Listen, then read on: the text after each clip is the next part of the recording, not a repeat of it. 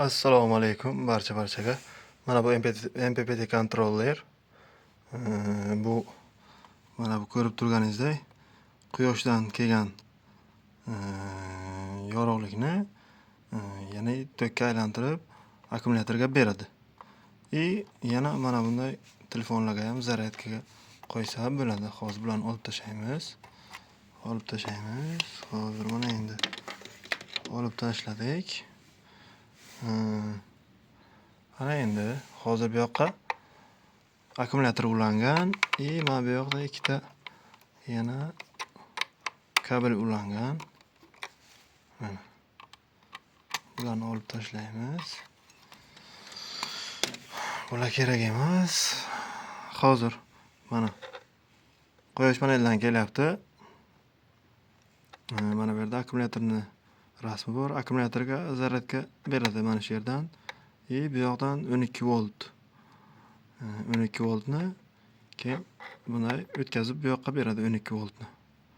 Hozir biz mana bu yerdan mana bu quyosh panelini ochamiz. Как будто kechqurun bo'ladi. Mana ochildi. Mana bittasini oldim. Quyosh paneli yo'q deyapti. Quyosh paneli yo'q. Kechqurun. Как будто kechqurun, qanaqadir kechqurun bo'ldi, hisobiga o'tdi.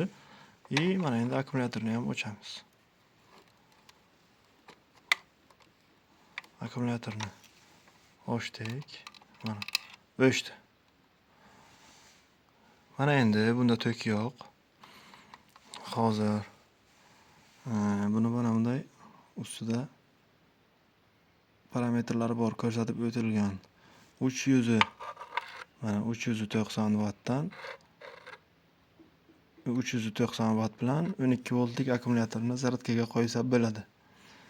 780 watt mana kattaroq quyosh paneli bilan, kattasi bilan ikkita akkumulyatorni zaryadkaga qo'ysa bo'ladi deyapti. Hozir bu 12 volt 24 volt.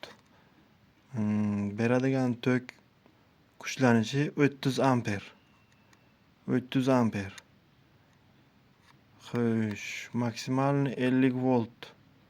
Maksimalni berish 50 voltgacha beradi deyapti. Quyosh panelidan olsa bo'ladi degani.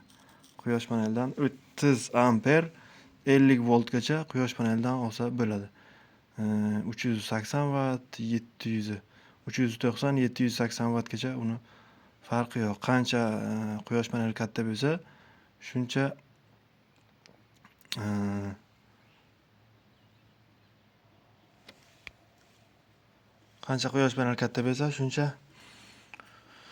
zaryadga yaxshi bo'ladi. Akkumulyator tezroq to'ladi. Dalshi yana kechqurunga tok kerakmi, boshqa tok kerakmi? Olib ishlatsa bo'ladi. Hozir o'zi aslida quyosh panelini akkumulyatorni ulagandan keyin quyosh panelini ulash kerak. Hozir ana endi quyosh panelini ulab ko'ramiz. Mana bu. Mana shu kabel ko'chaga ketgan, ko'chadan kelyapti. Hozir mana shuni ulab ko'ramiz.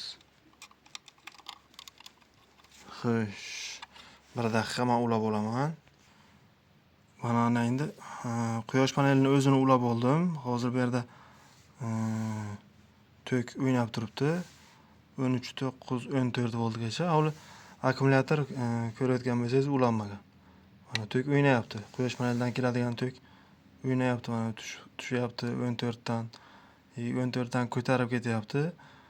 Bu mana shu quyosh panelidan kelyapti. Hali akkumulyatorga ulangan yo'q. Mana endi buni akkumulyatorga ulaymiz.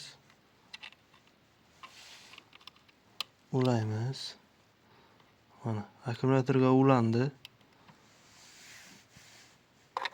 Hozir buni qotirib olmasam yaxshi ishlamaydi. Jiga qotirib olishim kerak. Xo'sh.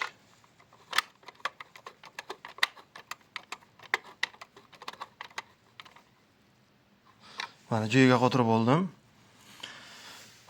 Bu narsa nima uchun kerak? Bu narsa akkumulyatorni zaryadkaga qo'yish uchun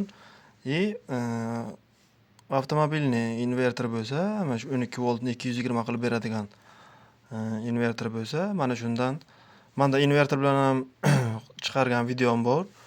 Ko'rib olsangiz bo'ladi. Bu to'kyog'chilarga, masalan, cho'llarga, vagonchalarga ishlatishga yaxshi narsa. Kun bo'yi zaryadka qilib turadi. Kechqurun invertor bilan akkumulyatordan tokni olib, bemalol vagonni o'sha oddiy kichkina xonani yoritish sistemalari, chiroqlarini yoqib, televizorni ham yoqib tursa bo'ladi. Bemalol 60 amperlik akkumulyator bo'lsa, mashinani akkumulyatori bemalol kechqurunga yetadi ertalabgacha. Yana dальше ertalab bilan bu o'zi zaryadka qilishda davom etadi. Xo'sh, buguncha yetarli. Yana keyingi videolarda buni nastroykalarini ko'rsataman. Qanday nastroyka qilinadi? Akkumulyator 12 voltga, 24 voltga qanday nastroyka qilinadi? Keyingi videolarda ko'rsatib o'taman. Obuna bo'ling, like bosing, kanalni qo'llab-quvvatlashni unutmang. Rahmat hamma uchun. Ishlarga omad.